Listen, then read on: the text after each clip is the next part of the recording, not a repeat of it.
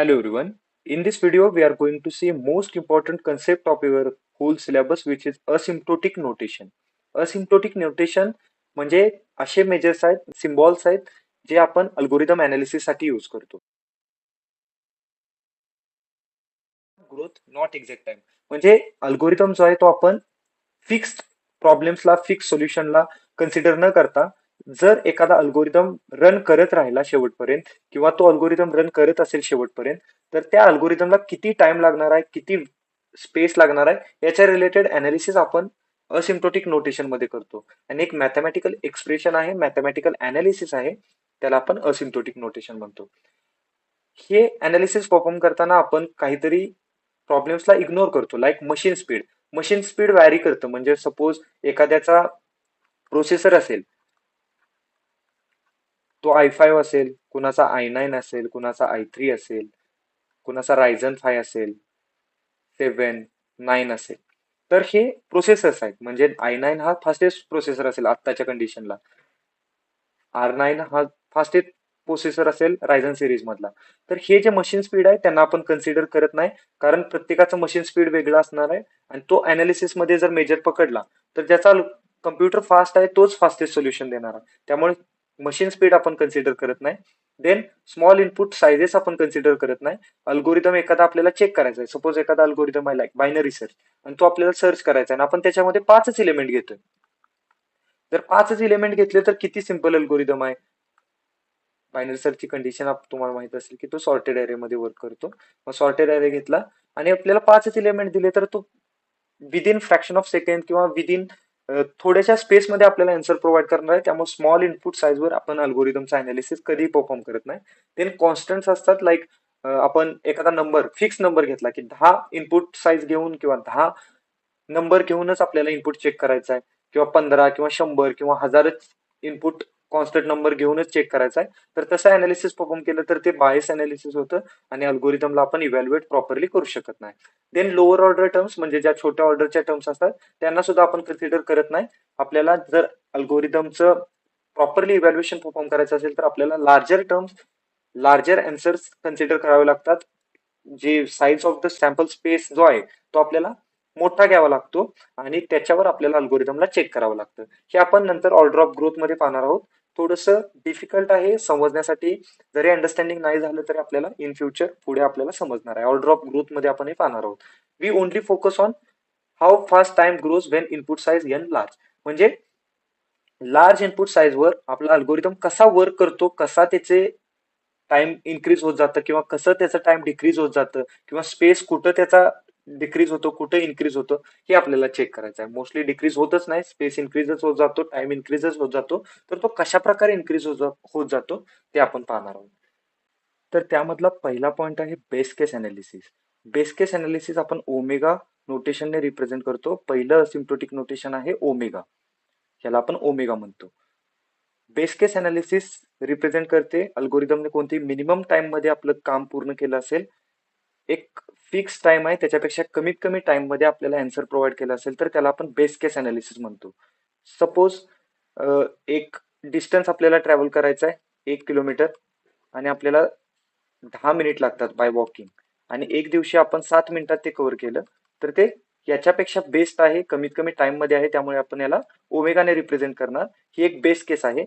आपण नंतर other cases काय आहे त्यांना कसं रिप्रेझेंट केलं जातं ते आपण अपकमिंग पार्ट मध्ये बघूया. बट ओमेगा तुम्हाला समजायला पाहिजे की minimum time taken by an algorithm under most favourable input condition. Input condition असेल म्हणजे वर्किंग करताना विदिन अ सेकंड किंवा इमिडिएटली आपल्याला सोल्युशन भेटले तर त्याला आपण बेस केस अनालिसिस म्हणतो. For example linear search. आपण लिनियर सर्च आपल्याला माहित आहे की आपण इलिमेंट्स एका ऍरे मध्ये सपोज दिले 2 3 5 11 9 8 आणि आपल्याला सर्च करायला सांगितलं आणि सर्च करताना आपल्याला सपोज इलिमेंट 2 सर्च करायचा आहे. सर्च इलिमेंट 2 आणि आपण अल्गोरिदमला स्टार्ट केलं आणि इमिडिएटली पहिल्या पोझिशनलाच आपल्याला आन्सर भेटलं म्हणजे element found at the first position तर आपण त्याला बेस केस म्हणणार आहे. आपल्याला इमिडिएटली आन्सर भेटलंय. आपल्याला बायनरी सर्च पण अल्गोरिदम माहित आहे आणि त्याच्या मिडला जर इलिमेंट सापडला तर ते त्याची बेस केस किंवा बेस कंडिशन येते तर त्याला आपण बेस केस अनालिसिस म्हणतो. याला आपण बाय युझिंग ग्राफ सुद्धा रिप्रेझेंट करावं लागतं. मॅथमॅटिकली त्याला असं प्रूव्ह केलं जातं. Omega notation G of N म्हणजे एक फंक्शन आहे, त्याला फिक्स टाइम लागतं प्रॉब्लेम सॉल्व्ह करायला. विदिन फेवरेबल कंडिशन तो algorithm C of G N म्हणजे एक कंडिशन आपण कन्सिडर करूया की हे एक न्यूमेरिकल आहे आणि त्याची व्हॅल्यू 10 येते आणि आपण काहीतरी फॉर्म्युलेशन परफॉर्म करून आपलं व्हॅल्यू हे 6 युनिटमध्ये किंवा 5 युनिटमध्ये येते आणि बेस केस मध्ये येते म्हणजे मॅक्सिमम टाइम त्या अल्गोरिदमला रन होण्यासाठी 10 युनिट लागणार होतं. ते कसंही असू दे, 10 मिनिट म्हणूया, 10 तास म्हणूया, 10 दिवस म्हणूया, पण ते आपलं 6 ते 7 दिवसात किंवा 6 ते 7 मिनिटात आपलं कन्सिडर होतंय किंवा वर्क होतंय, तर आपण त्याला ते बेस केस मध्ये कन्सिडर करणार आहे. Lower bound minimum time algorithm must take म्हणजे कमीत कमी टाइम मध्ये अल्गोरिदम रन झालाय आणि बेस केस अनालिसिस साठी आपण ओमेगा नोटेशन रिप्रेझेंट करतो. तर त्याच्यासाठी कंडिशन्स आहेत लाईक एक ऍक्च्युअल रनिंग टाइम म्हणजे एक ठरलेलं टाइम आहे की एवढं टाइम ह्या अल्गोरिदमला रन होण्यासाठी लागणारच आहे. त्याच्यानंतर C of G N reference function आहे म्हणजे आपण मल्टिपल स्टेप्स फॉलो करून त्याला कॉन्स्टंटने मल्टिप्लाय करून सी ऑफ जी एन आता कन्सिडर करणार आहे. सी म्हणजे कॉन्स्टंट असतं, सी ऑफ जी एन काहीतरी फॉर्म्युलेशन परफॉर्म करून आपण त्याचं टाइम जास्त झालंय का कमी झालंय हे चेक करणार आहे आणि जर ते कमी असेल तर त्याला आपण बेस केस म्हणणार आहे.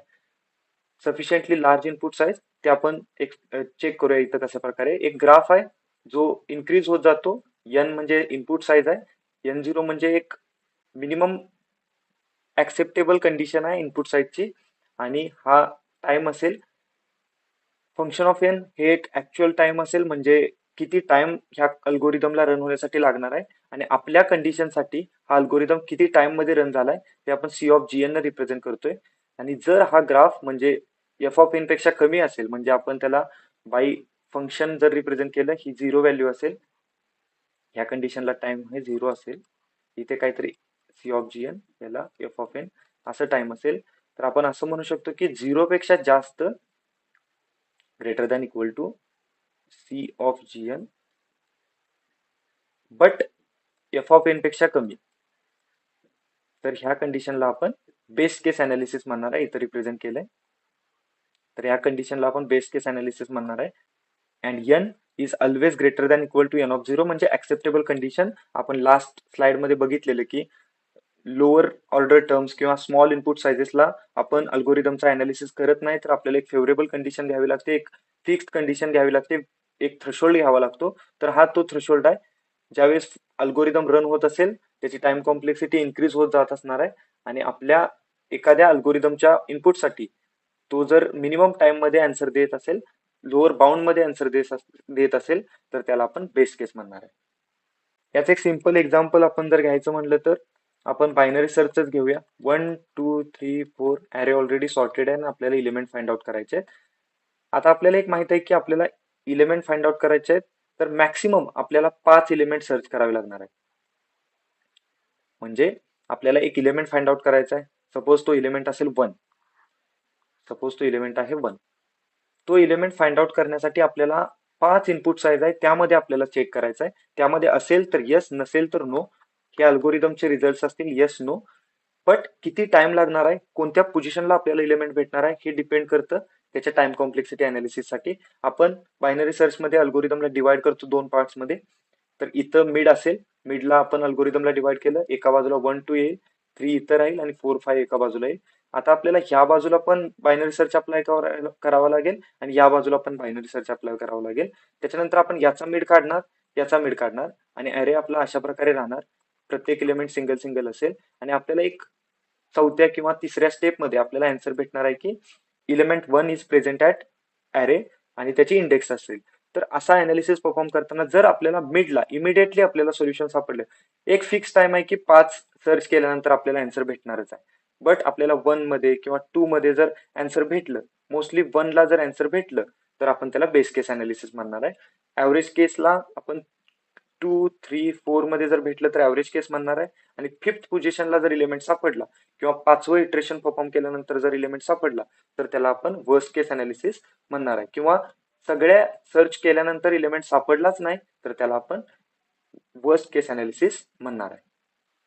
तर अशा प्रकारे आपल्याला बेस केस समजलाय की इमिडिएटली सोल्युशन फाइंड आउट झालं, फर्स्ट पोझिशनला इलिमेंटचं आन्सर सापडलं किंवा अल्गोरिदमचं आन्सर सापडलं तर आपण त्याला बेस केस अनालिसिस म्हणणार आहे. आता आपण वर्स्ट केस अनालिसिस बघूया. वर्स्ट केस अनालिसिस काय आहे. बेस्ट आणि वर्स्ट केस समजल्यानंतर आपल्याला ऍव्हरेज केस इझिली समजून जाईल. ऍव्हरेज केस ही मिड बिटवीन बेस्ट अँड वर्स्टच्या मध्येच असते, त्यामुळे ऍव्हरेज केस खूप इझी आहे. आपल्याला बेस्ट आणि वर्स्ट केस अनालिसिस समजलं की आपल्याला मोस्ट ऑफ द कन्सेप्ट समजून जाणार आहेत. तर वर्स्ट केस अनालिसिस, आता आपण काय म्हणलेलो की जर अल्गोरिदमला कमीत कमी टाइम लोअर बाउंड मध्ये सोल्युशन भेटलं तर आपण त्याला बेस्ट केस म्हणणार आहे. त्याचं कसं इक्वेशन येत होतं, सी ऑफ जी एन इथं यायचं आणि फंक्शन ऑफ एन एक विदिन इनपुटला इथं यायचं. ही झाली आपली बेस्ट केस, म्हणजे लोअर बाउंड मध्ये आणि ओमेगा नोटेशनने आपण त्याला रिप्रेझेंट करतो आणि त्याचं इक्वेशन आपण असं लिहिलेलं 0 greater than equal to C of G of N आणि फंक्शन ऑफ एन, म्हणजे फंक्शन ऑफ एन पेक्षा कमीत कमी टाइम मध्ये आपल्याला सोल्युशन भेटतं. तर याच्या एक्झॅक्ट उलट आपल्याला वर्स्ट केस अनालिसिस आहे. वर्स्ट केस अनालिसिस म्हणजे अल्गोरिदमची कंडिशन एक्स्ट्रीम लेवल पर्यंत रन झाली आणि आपल्याला आन्सर भेटलं किंवा आपल्याला आन्सर भेटलंच नाही. तर इथं आपल्याला मेन्शन केलंय worst case analysis represent the maximum time. जसं बेस्ट मध्ये आपण मिनिमम म्हणत होतो, तर इथं maximum time taken by an algorithm under worst input condition. आपण एन नंबर ऑफ इनपुट दिले आणि सगळ्या इनपुटला चेक केल्यानंतर, सपोज 1,00,000 इनपुट दिले आणि 1,00,000 इनपुटला चेक केल्यानंतर आपल्याला 99,000 किंवा 1,00,000 व्या इनपुटला आपल्याला आन्सर भेटलं किंवा आपल्याला आन्सर भेटलंच नाही, तर ती एक वर्स्ट केस सिनेरिओ आहे असं आपण म्हणू शकतो. Shows upper bound time running time, म्हणजे जो आपण मगाशी बघितला तो लोअर बाउंड होता, अप्पर बाउंड मध्ये सी ऑफ जीएन जो असेल तो याच्या वरती रिप्रेझेंट केला जातो, सी ऑफ जीएन, त्यामुळे त्याला अपर बाउंड म्हणलं जातं. Guarantee performance in all situation, म्हणजे आपल्याला सगळ्या इनपुटला चेक करावं लागतं, त्यामुळे आपल्याला सगळे आन्सर्स भेटतात, पण त्यातले बरोबर किती आहेत आणि चूक किती आहे त्याचं इव्हॅल्युएशन करावं लागतं. त्यामुळे जे अल्गोरिदमचा आन्सर भेटणार हे फिक्स आहे, बट ते एंडच्या पोझिशनला भेटतंय का भेटणारच नाहीये हे आपल्याला चेक करण्यासाठी वर्स्ट केस अनालिसिस परफॉर्म करावं लागतं किंवा वर्स्ट केस अनालिसिसचे ते रिझल्ट असतात आणि त्याला बिग ओ ने रिप्रेझेंट केलं जातं. बिग ओ, ओ बिग ओ, याला आपण बिग ओ म्हणणार आहे किंवा त्याला असं सुद्धा म्हणलं जातं ओ, बिग ओ. तर लिनियर सर्चच एक्झाम्पल घेऊया आपण. बेस्ट केस मध्ये काय म्हणलेलं की फर्स्ट पोझिशनला 2, 3, 4, 5, 6 हे ऍरे मधले एलिमेंट्स आहेत आणि फर्स्ट पोझिशनला भेटला तर आपण काय म्हणलेलं, बेस्ट केस. आणि आपल्याला 6 एलिमेंट सर्च करायचा आहे आणि तो आपल्याला एंड पोझिशनला भेटला तर ती त्याची वर्स्ट केस असेल. लास्ट पोझिशनला किंवा भेटलाच नाही, सपोज आपल्याला 7 सर्च करायचा आहे, ह्या ऍरे मध्ये तो एलिमेंट नाहीच आहे, तर त्याला आपण वर्स्ट केस अनालिसिस म्हणणार आहे. आपण सगळा अल्गोरिदम रन केला बट आपल्याला सोल्युशन भेटलं नाही, तर त्याला आपण वर्स्ट केस म्हणणार.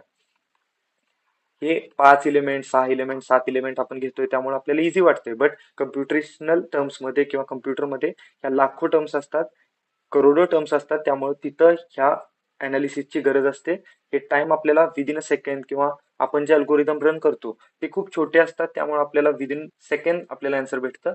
बट खरंच कम्प्युटेशनल प्रॉब्लेम्स हे खूप डिफिकल्ट आणि खूप मोठे असतात, त्यावेळेस अनालिसिस करणं गरजेचं असतं आणि त्याची टाइम कॉम्प्लेक्सिटी जी असेल ती ऑर्डर ऑफ एन असेल. म्हणजे आता ह्या ऍरे मध्ये किती एलिमेंट्स आहेत, तर 5 एलिमेंट्स प्रेझेंट आहेत आणि आपल्याला ओ ऑफ फिफ्थ पोझिशनला इलिमेंट सापडला किंवा इलिमेंट सापडलाच नाही, तर आपण ती अल्गोरिदमची टाइम कॉम्प्लेक्सिटी अशा प्रकारे रिप्रेझेंट करतो. म्हणजे बेस्ट केस साठी ओमेगाने आणि वर्स्ट केस साठी ओ ने रिप्रेझेंट करतो. आता बाय युझिंग दिस इन्फॉर्मेशन तुम्हाला ह्या कन्सेप्ट इझिली समजणार आहे. Big O notation, O of G N. आता आपल्याला समजलं असेल, आपण मगाशी बेस केस साठी ओमेगाने रिप्रेझेंट केलेलं, आता आपण बिग ओ ने रिप्रेझेंट करणार आहे. अप्पर बाउंड, मगाशी आपण लोअर बाउंड म्हणलेलो, आता हे अप्पर बाउंड असेल. Maximum time algorithm can take, अल्गोरिदमने जर मॅक्सिमम टाइम घेतलं तर आपण त्याला वर्स्ट केस म्हणणार आहे आणि use for worst case analysis big O notation जे असतं ते वर्स्ट केस अनालिसिस साठी यूज केलं जातं. ह्या टर्म्स फिक्स असणार आहेत. सेमिस्टर एक्झाम मध्ये तुम्हाला हे ऍज इट इज लिहावं लागणार आहे. सिम्प्टोटिक नोटेशन एक्सप्लेन करताना तुम्हाला हा ग्राफ काढणं मोस्ट इम्पॉर्टंट आहे. हा ग्राफ जर तुम्ही काढला तर तुम्हाला फुल मार्क्स मिळणार आहेत. थेअरी तुमची कॉम्प्रोमाइज झाली तरी चालेल, थेअरीला जास्त इम्पॉर्टन्स नाही आहे, बट हे ग्राफ जो बेस केसचा होता, वर्स्ट केसचा आहे आणि नेक्स्ट ऍव्हरेज केसचा आपण पाहणार आहोत, तो तुम्हाला ड्रॉ करणं मोस्ट इम्पॉर्टंट आहे. तर मगाशी आपण बघितलेलं की एखादा अल्गोरिदम सॉल्व्ह करायला एक फिक्स टाइम लागणार आहे. फंक्शन ऑफ एन आपण त्याला कन्सिडर करूया, म्हणजे 1 किलोमीटर डिस्टन्स ट्रॅव्हल्स करायला आपल्याला रेग्युलरली 10 मिनिट लागतात असं समजूया. तुमचं घर असेल, होम टू कॉलेज जायला 10 मिनिटं लागतात, पण एक दिवशी तुम्हाला ते 1 किलोमीटर डिस्टन्स ट्रॅव्हल करायला 30 मिनिट लागले. तर हा वर्स्ट केस सिनेरिओ आहे. कधीतरी असा सिनेरिओ येतो आणि त्यावेळेस मध्ये काहीतरी ऑब्स्टॅकल्स असतील त्यामुळे तुम्हाला टाइम लागण्याचे चान्सेस आहेत. तर असे टाइम लागले असं समजू आणि त्या दिवशी तुम्हाला 30 मिनिट टाइम लागलाय असं समजू आणि ठरलेल्या टाइमपेक्षा तो मॅक्सिमम असेल त्यामुळे ते आपण त्याला वर्स्ट केस अनालिसिस आहे असं समजूया आणि त्याचा ग्राफ अशा प्रकारे येईल. फंक्शन ऑफ एन काहीतरी टाइम ठरलेला असतं 10 मिनिट आणि त्याच्यापेक्षा जास्त टाइम तुम्हाला लागतो तो प्रॉब्लेम सॉल्व्ह करण्यासाठी, ते डिस्टन्स ट्रॅव्हल करण्यासाठी, तर त्याला आपण वर्स्ट केस सिनेरिओ असं म्हणूया आणि त्याला रिप्रेझेंट आपण अशा प्रकारे करणार आहे. 0 जे इथं टाइम असेल, फंक्शन ऑफ एन एक ठरलेलं टाइम आणि त्याच्यापेक्षा जास्त सी ऑफ जी एन.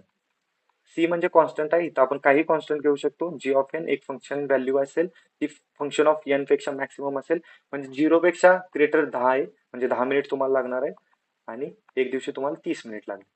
आपण याच्या अगोदर काय बघितलेलं, 0 सी ऑफ जी एन आणि देन एफ ऑफ एन. म्हणजे एफ ऑफ एन तुम्हाला 10 मिनिट लागायचे, आपण ते डिस्टन्स 5 मिनिटातच किंवा 6 मिनिटातच ट्रॅव्हल केलेलं आणि 0 पेक्षा ते ग्रेटर असेल, ग्रेटर दॅन इक्वल टू. ह्या कंडिशनला आपण वर्स्ट केस अनालिसिस म्हणणार आहे. ह्या कंडिशनला आपण वर्स्ट केस अनालिसिस म्हणणार आहे आणि ह्या कंडिशनला आपण बेस्ट केस अनालिसिस म्हणणार आहे. आणि हा ग्राफ ड्रॉ करणं आणि हे इक्वेशन लिहिणं मोस्ट इम्पॉर्टंट आहे. आणि for all N greater than equal to N of 0 म्हणजे आपण मिनिमम इनपुट साईजला न चेक करता, स्मॉलर सॅम्पल साईजला न चेक करता आपण ठरलेल्या प्रिस्क्राईब एक थ्रेशोल्ड इनपुट साईजला चेक केल्यानंतर आपण हा अनालिसिस परफॉर्म करत आहोत की वर्स्ट केस सिनेरिओ काय आहे. याचं बेस्ट एक्झाम्पल आपण बायनरी सर्चच घेऊया परत. जसं मी तुम्हाला मगाशीच म्हटलं की मिडलला जर इलेमेंट सापडला 1 2 3 4 5, मिडलला 3 इलेमेंट आपण सर्च करतोय, मिडलला सापडला, बेस्ट केस असेल. आपल्याला 5 सर्च करायचं आहे, 1 सर्च करायचं आहे, तर 1 सर्च करायचं आहे तर आपल्याला सगळा अल्गोरिदम रन करावा लागेल, तर वर्स्ट केस असेल. आणि इलेमेंट लाईक 6 आपल्याला सर्च करायचा आहे आणि तो याच्यामध्ये प्रेझेंटच नाही आहे, बट आपण सगळे इलेमेंट सर्च केले आणि आपल्याला टाइम गेला तरीही आपल्याला इलेमेंट सापडलं नाही, तर त्याला आपण वर्स्ट केस सिनेरिओ म्हणणार आहे. तर तुम्हाला बेस्ट समजलं, वर्स्ट समजलं, त्यामुळे आता ऍव्हरेज समजणं खूप सोपं आहे. तर आता आपण बघूया average case analysis. Average case analysis, average केस रिप्रेझेंट केली जाते थिटा नोटेशनने. थिटा नोटेशन यूज केलं जातं. बेस्ट केस साठी ओमेगा, वर्स्ट केस साठी बिगो आणि ऍव्हरेज केस साठी थिटा. हे 3 असिम्प्टोटिक नोटेशन्स आहेत आणि कोणताही क्वेश्चन एमसीक्यू मध्ये असेल किंवा थिअरी मध्ये असेल तर तुम्हाला आता हे अंडरस्टँडिंग असणं मोस्ट इम्पॉर्टंट आहे की ओमेगाने काय रिप्रेझेंट केलं जातं, बिगोने काय रिप्रेझेंट केलं जातं आणि थिटाने काय रिप्रेझेंट केलं जातं. हे टाइम असू शकतं, स्पेस असू शकतं. आपण मोस्ट कॉमनली टाइम साठी बोलतोय. सिमिलरली स्पेस साठी सुद्धा आपण कन्सिडर करू शकतो. एखादा प्रॉब्लेम सॉल्व्ह करण्यासाठी जर मिनिमम स्पेस लागत असेल तर तो ओमेगाने रिप्रेझेंट करणार, मॅक्सिमम स्पेस लागत असेल तर बिगोने रिप्रेझेंट करणार आणि ऍव्हरेज असेल तर थिटाने रिप्रेझेंट करणार. तर ऍव्हरेज केस अनालिसिस काय आहे बघूया. आपण एक अनालिसिस परफॉर्म केलेला ग्राफचा की एखादा अल्गोरिदम सॉल्व्ह करण्यासाठी फंक्शन ऑफ एन टाइम लागतं. बेस केस साठी ते खाली असतं सी ऑफ जी एन. आपण आता इथं C1 पकडूया, C1 of G N, कारण आपल्याला 2 सी पकडायचे आणि C2 ऑफ जी एन. हे वर्स्ट केस साठी आपण ड्रॉ केलेलं, हे वर्स्ट केस साठी ड्रॉ केलेलं, हे बेस्ट केस साठी ड्रॉ केलेलं. आपण परत एकदा इथे लिहूया. ही वर्स्ट केस आहे, ही बेस्ट केस आहे आणि मध्ये फंक्शन ऑफ एन आहे, तर ही ऍव्हरेज केस आहे आणि तुम्हाला ऍव्हरेज केसचा ग्राफ ड्रॉ करता आलेला आहे. म्हणजे बेस्ट केस आणि वर्स्ट केस समजलं असेल तर ऍव्हरेज केस इझिली समजणार आहे. तर आपण बघूया काय आहे. Average case analysis represent average time taken considering all possible inputs. म्हणजे मोस्ट कॉमनली प्रत्येक प्रॉब्लेम सॉल्व्ह करताना मोस्ट कॉमनली ह्या सिनेरिओला आपल्याला कन्सिडर करावं लागतं की ऍव्हरेज केसमध्ये आन्सर भेटेल. गिव्ह रिअलिस्टिक परफॉर्मन्स आयडिया, म्हणजे रिअल लाईफ प्रॉब्लेम पण सॉल्व्ह करताना आपल्याला अशा प्रकारेच आन्सर भेटतात. आपण एक एक्झाम्पल बघितलेलं लास्ट व्हिडिओमध्ये, x+5=8 आणि आपल्याला एक ॲरे दिलेला असतो 0 1 2 3 4 5 6 7 समथिंग आणि आपल्याला प्रत्येक इनपुटसाठी हे चेक करायचं असतं आणि मोस्ट कॉमनली आपल्याला थोडे इनपुट चेक केल्यानंतर आन्सर भेटतं. आपण 10वी 11वी मध्ये किंवा 9वी 10वी मध्ये हे एक्झाम्पल बघितलेले आहेत की आपल्याला एक सेट दिलेला असतो आणि आपल्याला प्रत्येक इनपुटसाठी ते चेक करायचं असतं आणि मिडल ऑफ दी प्रॉब्लेम किंवा थोडंसं लवकरच प्रॉब्लेमच्या आपल्याला आन्सर भेटून जातं. तर असा केसला आपण ऍव्हरेज केस म्हणतो. डिफिकल्ट टू कॅल्क्युलेट म्हणजे प्रत्येक इनपुटला आपल्याला चेक करावं लागतं आणि मोस्ट कॉमनली ते लवकर पण नाही आणि लेट पण नाही, मिडल ऑफ दी प्रॉब्लेम किंवा मिड मध्ये आपल्याला त्याचं सोल्युशन भेटतं. लेस फ्रिक्वेंटली यूज केलं जातं, म्हणजे आपल्याला अल्गोरिदम मध्ये हे रिप्रेझेंट करणं इम्पॉर्टंट नाही. आपण ओमेगाने किंवा big one most commonly time complexity represent करतो. जर आपण बिग ओने रिप्रेझेंट करत असेल तर आपल्याला मॅक्सिमम टाइम किती लागणार आहे हे माहित पडतं. त्यामुळे आपण मिनिमम टाइम काढण्याच्या फंदात पडतच नाही. सपोज आपण एखादी टाइम कॉम्प्लेक्सिटी बिग ओ ने रिप्रेझेंट करत असेल तर आपल्याला माहित आहे की त्या अल्गोरिदमला मॅक्सिमम टाइम लॉग इन लागणार आहे. म्हणजे मिनिमम टाइम ऍव्हरेज केस किंवा थिटा केस जी असेल ती आपल्याला ह्याच्यापेक्षा लॉग इन पेक्षा कमी मध्येच होणार आहे. त्यामुळे आपल्याला मोस्ट कॉमनली बिग ओ ने आपण सगळ्या टाइम कॉम्प्लेक्सिटी रिप्रेझेंट करतो. कधी कधी आपल्याला ओमेगाने रिप्रेझेंट करावी लागते, ती बेस्ट केस असते. आपण बायनरी सर्चची बेस्ट केस ओमेगा 1 ने रिप्रेझेंट करतो. वर्स्ट केस आपण कॅपिटल ओ ने रिप्रेझेंट करून लॉग इन असे लिहितो. म्हणजे याच्यामध्येच आपल्याला ऍव्हरेज केस दिसणार आहे. तर आपण ती जास्त करून रिप्रेझेंट करत नाही, लेस फ्रिक्वेंटली यूज केली जाते, बट आपल्याला माहित असणं गरजेचं आहे. आणि थिटा नोटेशनने रिप्रेझेंट केली जाते. ओके, आपण या केसला लोअर बाउंड म्हणत होतो, या केसला आपण अपर बाउंड म्हणत होतो. आता आपल्याला ऍव्हरेज केसला काय म्हणतात ते बघायचंय. लिनियर सर्चचं परत एकदा एक एक्झाम्पल घेऊया. एलिमेंट फाउंड आहेत तर रॅन्डम पोझिशन, म्हणजे आपण अरे काय बघितलेला 1 2 3 4 5 9 8 काय असेल तो, आणि इलेमेंट आपल्याला तिसऱ्या पोझिशनला, पाचव्या पोझिशनला, 9व्या पोझिशनला सापडला किंवा दुसऱ्या पोझिशनला सापडला. तर हे ऍव्हरेज केस आहे. आपल्याला अल्गोरिदम रन करताना मॅक्सिमम टाइम लागणार होतं ऑर्डर ऑफ 5, आणि ते आपल्याला 3 4 मध्ये आन्सर भेटलंय. तर आपण म्हणू शकतो की तो ऍव्हरेज केस टाइम कॉम्प्लेक्सिटी आहे. आपण याचा ग्राफ पण बघितला. आपण ओमेगाला लोअर बाउंड म्हणत होतो, बिगोला अपर बाउंड म्हणत होतो. तर आपल्याला थिटाला एक्झॅक्ट किंवा टाईट बाउंड म्हणावं लागतं. त्याचं ठरलेलं नाव आहे आणि हा ग्राफ आपण ऑलरेडी बघितलाय. आपल्याला आता समजलंय की बेस केस असेल तर फंक्शन ऑफ एनच्या खाली आपलं सोल्युशन भेटणार आहे. वर्स्ट केस असेल तर फंक्शन ऑफ एनच्या वरती सोल्युशन भेटणार आहे. आणि ऍव्हरेज केस असेल तर मिड ऑफ द प्रॉब्लेम आपल्याला सोल्युशन भेटणार आहे, याच्यामध्ये आपल्याला सोल्युशन भेटणार आहे. Growth is neither faster or nor slower, mid मध्ये आपल्याला सोल्युशन भेटून जातं. त्यामुळे मिडल ऑफ दी प्रॉब्लेम आपल्याला आन्सर भेटण्याचे चान्सेस असतात. Used for average case analysis और ऑल केस अनालिसिस, हे ठरलेलंच आहे, हे आपल्याला लिहावंच लागणार आहे. Function of N, actual running time, reference functions असतील G of N, C constants असतील, आणि एन नॉट हे सफिशियंटली लार्ज इनपुट साईज आहे. आपण ठरलेल्या सॅम्पल साईजवर किंवा मिनिमम प्रॉब्लेम्सवर ही चेक करत नाही, तर एक थ्रेशोल्ड आहे त्याच्यावरती आपण चेक करतोय. याच्या अगोदर काय झालं हे आपण कन्सिडर करत नाही, याच्यानंतर काय होणार आहे हे कन्सिडर करतो. त्यामुळं हा ग्राफ आपल्याला समजला असेल. सिंपल आहे एकदम. फंक्शन ऑफ एनचा आपण आधी काढून घेऊया. बेस केस असेल तर ती C1 ऑफ GN बेस केस खाली, आणि वर्स्ट केस असेल ती वर असेल. इथं आपण एक कन्सिडर करूया की थ्रेशोल्ड आहे M0 N आणि C2 G ऑफ N, आणि याचं इक्वेशन आपण अशा प्रकारे रिप्रेझेंट करणार. 0 ऑफ एन पेक्षा ग्रेटर असेल C of G of N, then function of N, आणि देन C2 ऑफ GN. हे पाठ करायची गरज नाही, आपल्याला एकदा माहित झालं की काय असतं एक्झॅक्टली तर आपण इझिली आन्सर लिहू शकतो. हे जर पाठ करून तुम्ही एक्झामला गेला तर ते लक्षात राहणं थोडंसं डिफिकल्ट आहे. थोडंसं इक्वेशन टाईप मध्ये लिहिलं theta of G of N तर आपल्याला किंवा एक्झामिनरला तुम्हाला मार्क्स देण्यासाठी इझी पडतं. आणि हे खूप सोपं आहे. आपण एक बेस्ट एक्झाम्पल बघितलेलं की 0 पेक्षा आपल्याला लागणारा टाइम आपण 6 ते 7 मिनिटात जर पोहोचलो तर आपण मिनिमम टाइम मध्ये समजतो. 10 मिनिटात पोहोचलो तर रेग्युलरली आपल्याला डे टू डे लाईफ मध्ये ते डिस्टन्स ट्रॅव्हल करण्यासाठी 10 मिनिटं लागतात, तेच आहे असं समजू. आणि एक दिवशी आपल्याला 30 मिनिट लागणार आहे ते डिस्टन्स ट्रॅव्हल करायला, तर आपण त्याला वर्स्ट केस म्हणणार आहे. जसं आपण मगाशी एका एक्झाम्पल मध्ये बघितलेलं की आपल्याला 1 किलोमीटर ट्रॅव्हल करण्यासाठी ऍव्हरेज टाइम लागतं 10 मिनिट. आपण कधीतरी ते 6 मिनिटात कव्हर केलं तर ती बेस्ट केस, 10 मिनिटात कव्हर केलं तर डे टू डे लाईफचा आहे ऍव्हरेज केस, आणि 30 मिनिटात कव्हर केलं तर ती वर्स्ट केस. हा अनालिसिस तुम्हाला समजला असेल तर तुमचे सेमिस्टर एक्झाम मधले मोस्ट ऑफ दी कन्सेप्ट तुम्हाला समजणार आहेत. आणि हा प्रॉब्लेम खूप इझी आहे. ग्राफ ड्रॉ करणं मोस्ट इम्पॉर्टंट आहे. एक रिअल लाईफ एक्झाम्पल आपण ऑलरेडी घेतलंय पण परत एकदा बघूया. सर्चिंग पर्सन ऑन इंस्टाग्राम, काहीतरी नाव असेल XYZ_123. तर याला सर्च करायचं आहे आपल्याला. इंस्टाग्रामवर मी क्वेरी टाकली, सर्च करायला टाकलं, आणि इनिशियली पहिल्याच पोझिशनला मला त्याचा आन्सर भेटलं, आणि मी त्याला फ्रेंड रिक्वेस्ट, फॉलो रिक्वेस्ट टाकली. तर ही बेस्ट केस असेल. इमिडिएटली आपल्याला सोल्युशन भेटलं. देन मल्टिपल प्रोफाईल्स आहेत XYZ_123. सपोज 100 प्रोफाईल्स आहेत आणि मला 50 किंवा 60 पोझिशनला आन्सर भेटलं, तर ते आपण म्हणू शकतो ऍव्हरेज केस. रॅन्डमली आपल्याला सोल्युशन भेटलं, आणि लास्ट म्हणजे 100 पोझिशनला किंवा 101 पोझिशनला आपल्याला आन्सर भेटलं, किंवा हा पर्सन आपल्याला इंस्टाग्रामवर सापडलाच नाही, तर त्याला आपण म्हणणार worst case. Profile is at last or not found, order of N time complexity. म्हणजे आपल्याला आता समजलंय की वर्स्ट केस बिग ओ ने रिप्रेझेंट केली जाते, बेस केस ओमेगाने रिप्रेझेंट केली जाते, ॲव्हरेज केस थीटाने रिप्रेझेंट केली जाते. याला आपण अप्पर बाउंड म्हणतो, याला आपण लोअर बाउंड म्हणतो, याला आपण एक्झॅक्ट किंवा टाईट बाउंड म्हणतो.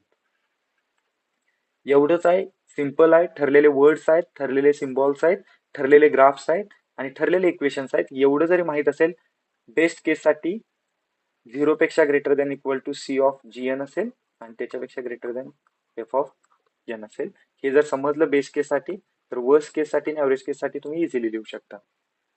सी कॉन्स्टंट आहे, जी ऑफ एन एक ऍक्च्युअल फंक्शन आहे आणि एफ ऑफ एन एक ऍक्च्युअल फंक्शन आहे. तर समरीमध्ये आपल्याला एवढंच माहित पाहिजे, big O upper bound worst case, omega lower bound best case, theta tight bound और एक्झॅक्ट बाउंड ॲव्हरेज केस. इथं लिहिलेलं आहे ऑलरेडी.